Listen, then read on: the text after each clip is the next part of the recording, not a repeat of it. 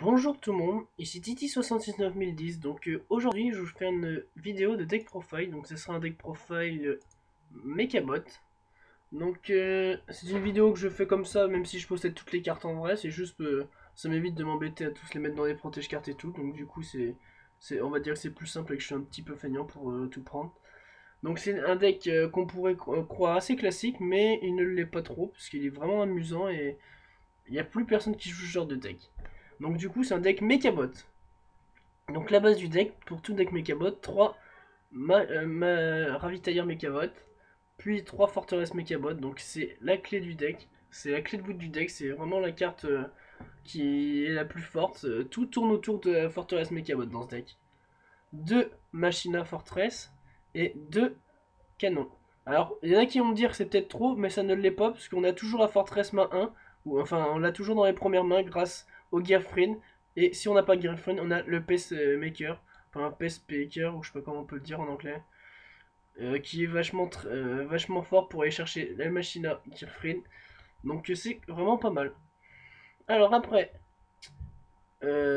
tout ça, j'ai mis 2 Tragoedia, parce qu'on a toujours des mains assez pleines, on va dire. Parce que la plupart des cartes rajoutent des cartes, soit on pioche, soit on s'en ajoute avec les effets de nos propres monstres. Même si la forteresse nous fait baisser le nombre de cartes en main, la Tragoedia est très forte.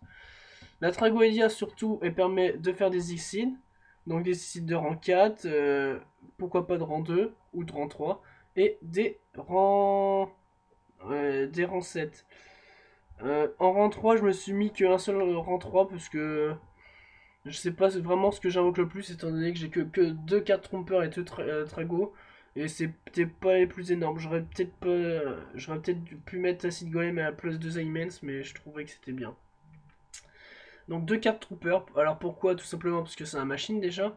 Puis il permet de meuler 3. Enfin, il permet de meuler 3. Et ça permet d'avoir ces machines à fortress le plus tôt possible. Ça nous permet d'avoir nos Gearfried au cimetière pour une autre raison qu'on verra juste après. De Maxé, pourquoi pas Veilleur à la place de Maxé, parce que maintenant dans les formats qu'on est, Maxé je le trouve meilleur, ça permet d'arrêter une loupe totale à coup sûr.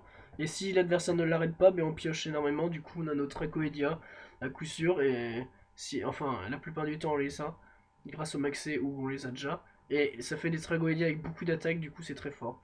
Alors, un Soul Taker, je l'ai mis à la place du troisième typhon, puisque dans ce deck là j'ai mis 2 Nine Beam en plus de 2 typhons. Alors Soul Taker parce que ça permet de faire un peu de remove. C'est une carte qui nous... pourquoi plus Soul Taker que Destruction Terrestre? Parce qu'on choisit le monstre, à coup sûr. Et ça provoque Miss Timing contre le deck héros élémentaire et le Chaos Dragon.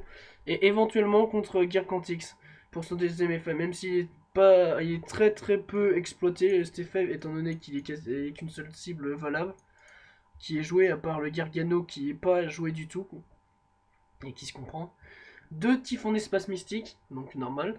2 pots de dualité, normal dans ce genre de deck aussi. 2 Night Beam. Alors pourquoi j'ai pas mis 3 typhons et une seule Night Beam? Parce que je voulais jouer ma Night Beam à 2 dans un deck. Parce que Night Beam c'est très fort, ça permet. L'adversaire ne peut pas chaîner la carte. Donc du coup on détruit tranquillement et il peut rien faire.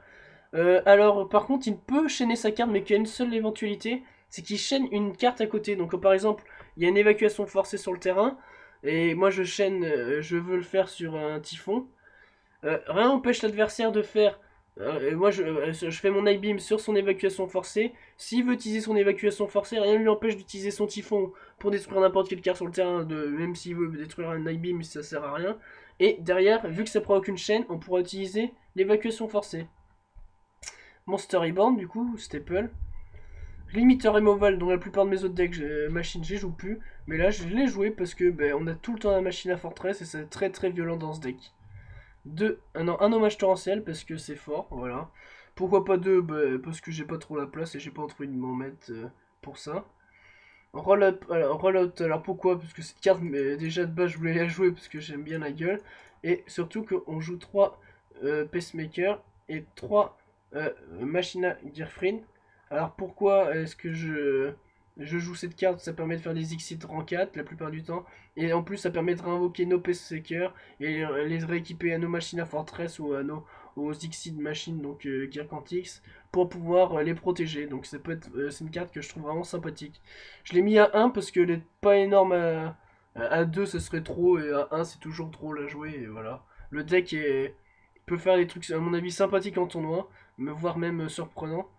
Mais je pense que par rapport à un deck Gargia, Machina ou un autre genre de deck, ce deck a quand même un peu moins de potentiel. Alors, deux Force Miroir, tout simplement parce que c'est fort. Et je voulais la jouer aussi, puisque c'est un deck assez fun. Un jugement solennel, deux Solemn Warning, pas besoin de m'arrêter. Appel étranté, je l'avais mis à 3, mais après je me suis amusé à mettre ça, donc du coup, voilà, ça ressuscite la machine à forteresse, ça peut ressusciter le canon, mais bon, la plupart du temps c'est la forteresse, ou les troopers, pour pas piocher, ou les Peacemakers. Donc du coup, c'est vraiment bien comme carte. Une seule compulse, parce que j'avais pas trop la place. Et vu que je voulais quand même jouer Torrent à 1, voilà. Et un Starlight. Donc side deck tout simple contre les OTK, contre Hero et les deck machines. Thunder contre les Gargia, les deck machines la plupart du temps et les Wing Up. Ça contre Hero élémentaire et contre tout ce qui peut. Les decks anti-métal la plupart du temps. Ça contre Wing Up, Insector et un peu de tout. Ça contre Insector et Monde Ténébreux.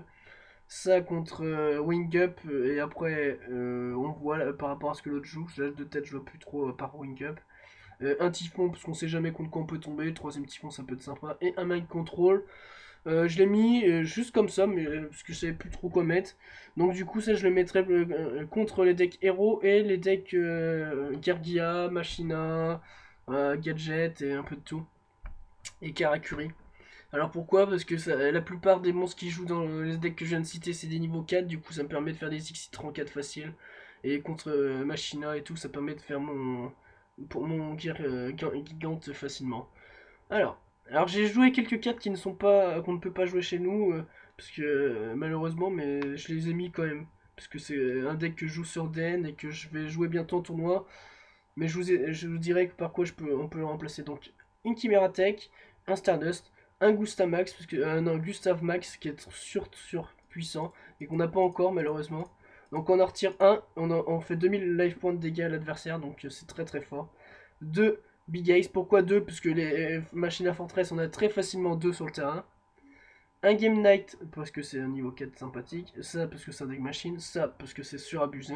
Pas besoin de s'arrêter dessus. Ça va être ce qui va faire tourner tous les decks du metagame. Donc ça, on va l'avoir à la fin du mois. Et ça va être vraiment la carte qui fera tourner tous les decks. Ça, parce que c'est sympathique et que je joue que des terres. Du coup, ça me gêne pas et l'adversaire, c'est toujours bien. Alors ça, pourquoi? Parce que je trouve que c'est trop fort. On va dire ça a l'impact d'un macrocosmos sur les Sandgan, les cartes Trooper et tout ce qui peut avoir des effets quand ça quitte le terrain, enfin quand ça va au cimetière, du coup c'est fort. Ou qui vont dans le retirer du jeu, même si. Voilà, donc c'est vraiment fort, ça je trouve que c'est très fort. On va dire que c'est limite maté carte. Hein. Un Siemens et un Gashi puisque je joue 3 PC cœur et j'ai largement de quoi en avoir deux sur le terrain. Si j'enlèverais le Gustamax pour jouer une version qu'on peut jouer chez nous, je mettrais un acide golem à la place du Gustav Max. Voilà. C'est tout pour cette vidéo. À bientôt pour une prochaine vidéo. Et merci de regarder mes vidéos.